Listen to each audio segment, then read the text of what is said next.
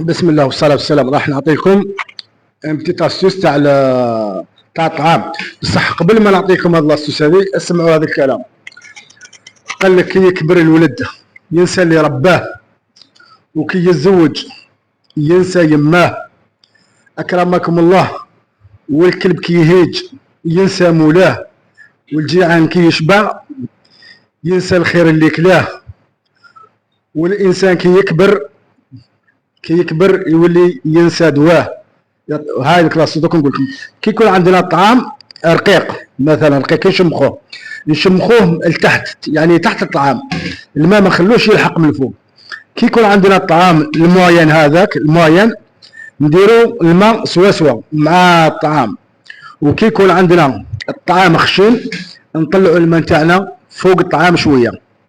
ان شاء الله تكونوا استفدتوا ان شاء الله خوتنا، والروسات راح نحطها لكم في اليوتيوب ان شاء الله. يعطيكم الصحة، بارك الله فيكم، حفظكم الله حفظكم الله حفظكم الله.